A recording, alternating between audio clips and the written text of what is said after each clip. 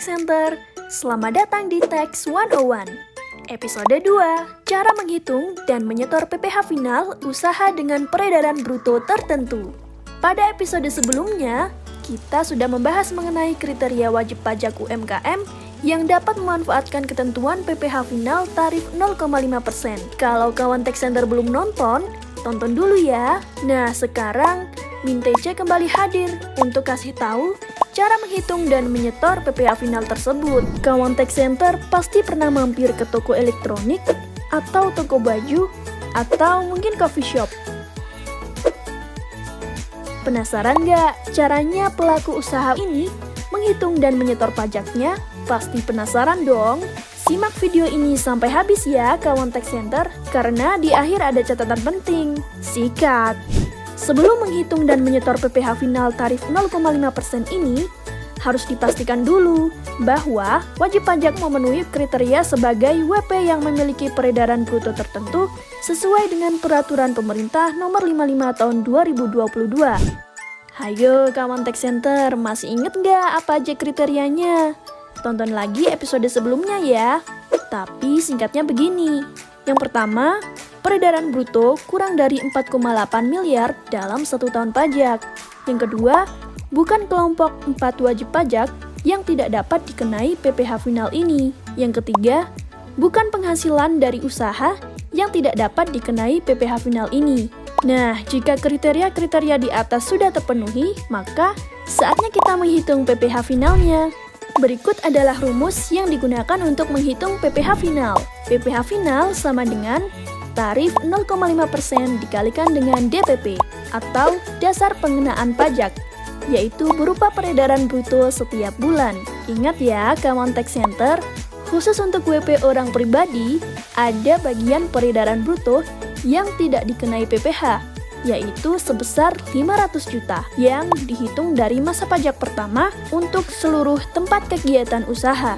Bagian peredaran bruto yang tidak dikenai PPh ini berlaku untuk masing-masing suami istri apabila suami istri tersebut menghendaki perjanjian pemisahan harta dan penghasilan secara tertulis, atau istri memilih untuk menjalankan hak dan kewajiban perpajakannya sendiri.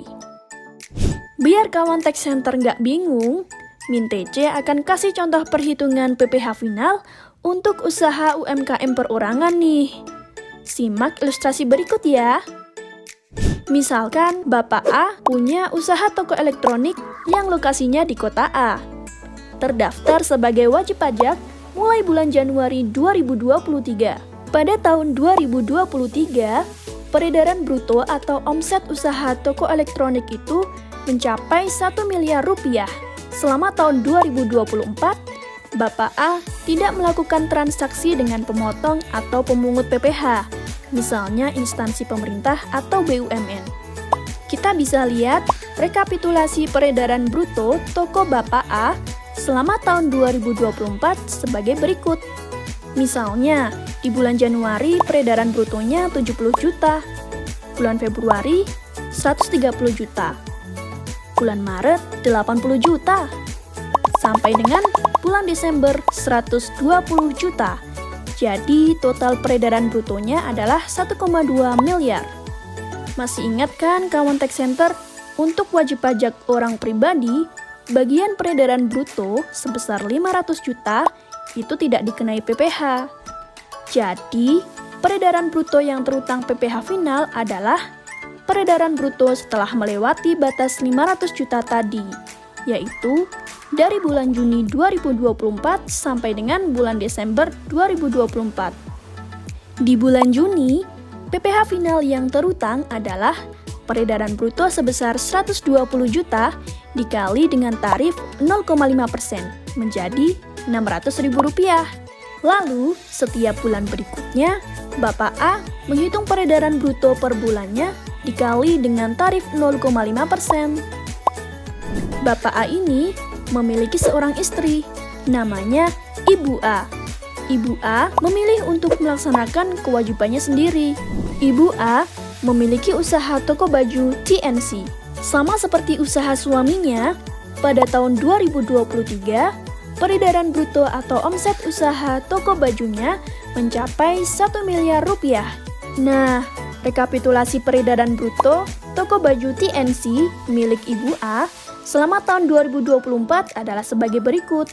Cara menghitung PPh final atas usaha baju milik Ibu A ini sama dengan usaha toko elektronik milik suaminya tadi, kawan Tech Center. Dan bagian peredaran bruto yang tidak dikenai PPh sebesar 500 juta juga berlaku untuk Ibu A. Sekarang kita sudah tahu besarnya PPh final yang terutang. Terus cara bayar atau setornya gimana? Sini. Min TC kasih tahu.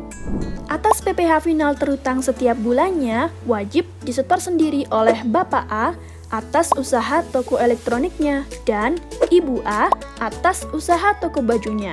Terus, kapan jatuh tempo pembayarannya? Jatuh tempo pembayarannya adalah tanggal 15 bulan berikutnya setelah masa pajak berakhir.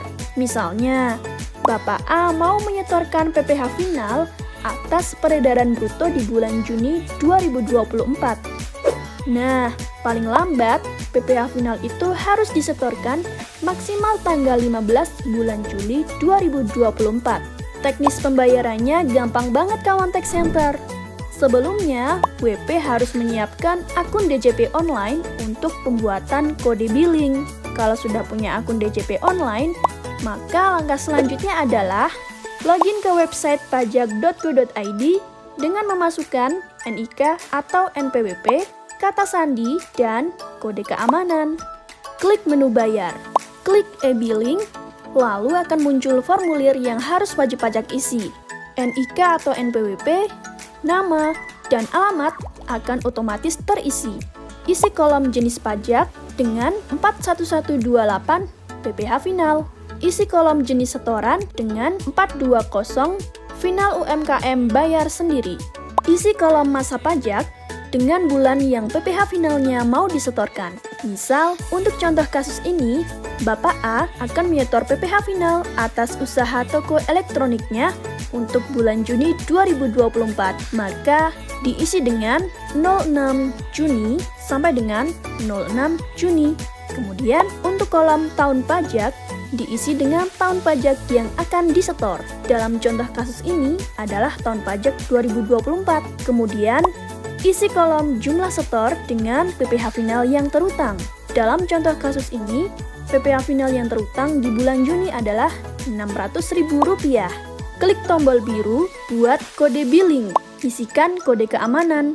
Klik tombol biru submit. Akan muncul pop-up ringkasan formulir yang sudah diisi.